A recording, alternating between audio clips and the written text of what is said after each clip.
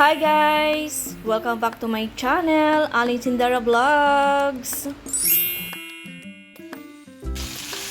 Good morning everyone! Aling Tindara Vlogs here!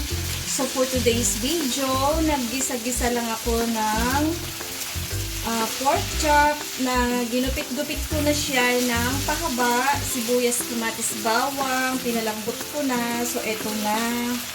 So, ilalagay na natin ang ampalaya. So, ayan. Ampalaya. Ito yung ating menu for today. Ginisang pork with ampalaya. At mamaya, papakita ko yung sa inyo yung kasama nito. So, yan guys, yung ating ginisa na gulay. Actually dito, yung pork kanina, pinakuluan ko hanggang sa lumambot. So, ayan guys. Luto na yung ating ginisa na gulay. So, meron pa itong kasama.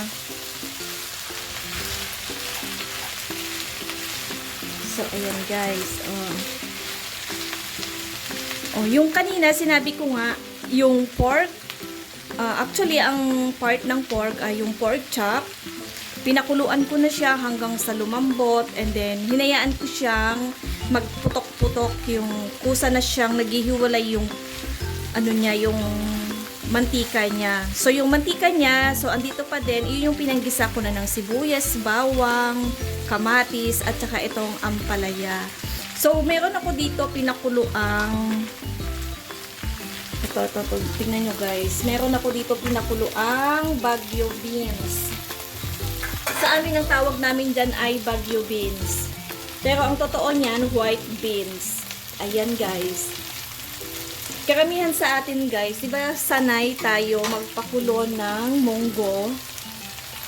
So baka kukonti sa inyo ang nakakaalam nito. So ilagay natin dito. Ayan, sarap na ng ulam natin. Yan, ito yung tinatawag nilang white beans. Lasang lasang pork and beans na sobrang sarap.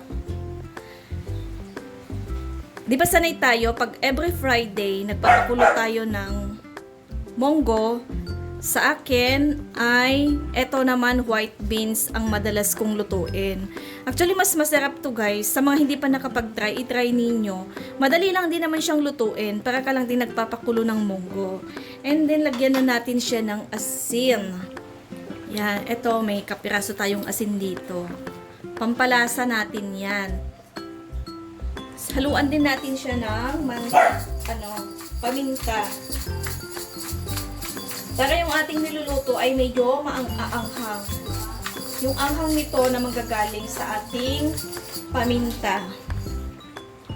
Tapos magdagdag tayo ng 1 tasang tubig.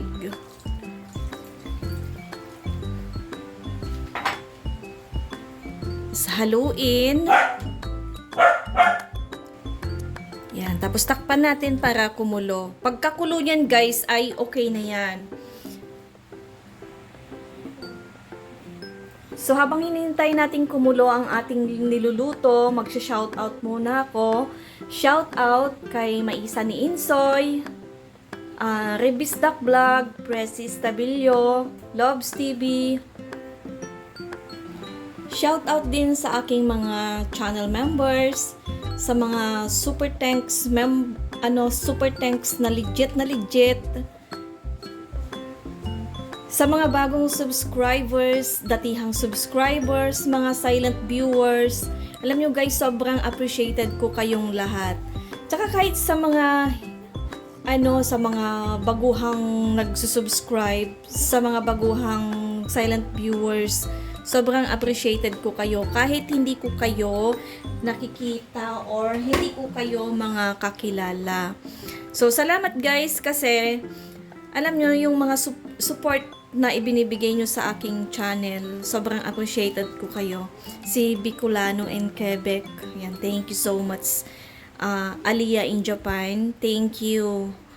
So, ayan guys, luto na ang ating ang ating gulay. Ang tawag ko dito ay pork and beans with ampalaya. So, itry nyo guys, masarap ito.